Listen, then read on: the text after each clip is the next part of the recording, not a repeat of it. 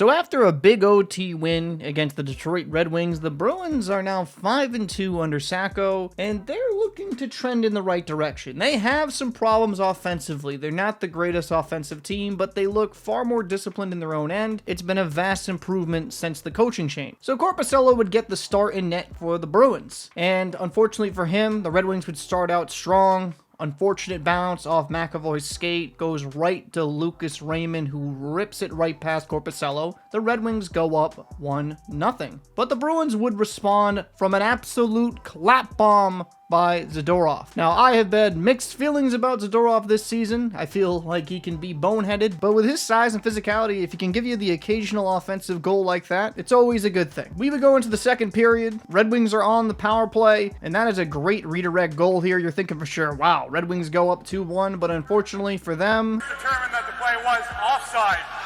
So it remains a 1-1 game, and the Red Wings would have their chances. Compher was really close here, sniping it short side. We would end up going into the third period, where Lucas Raymond, from an absolute beautiful pass from Rasmussen, he would beat Korpisalo glove side. Red Wings are now up 2-1. They would have a power play, and Korpisalo with an absolute tremendous save here. Look at the extension. I will say, Korpisalo has impressed me early on with the Bruins. He's giving me far more than I expected. Bruins get on a power play and they would score quick. Lohrei from the point, and Brazeau, such a great story, tips it in front, goes right underneath the glove of Husso. The game is tied up 2-2. Bruins would go into overtime. Zacha with a good streak here, Husso with a good save, and then the controversial overtime goal. The Brinket would get tripped. Zacha would throw it to Pasta. Pasta would throw it back to Zacha.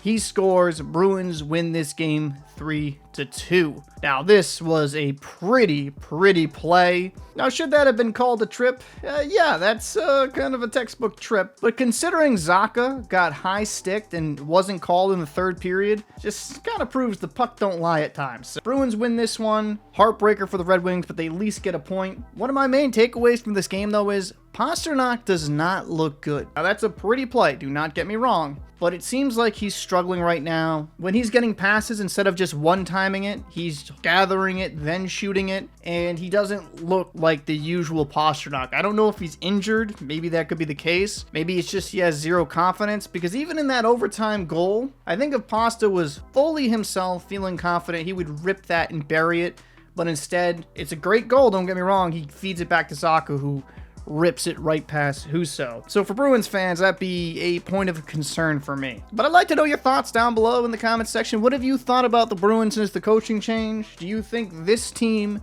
can make the playoffs? Let me know what you think down below in the comment section. I'm Captain Paul. I'll see you in the next one.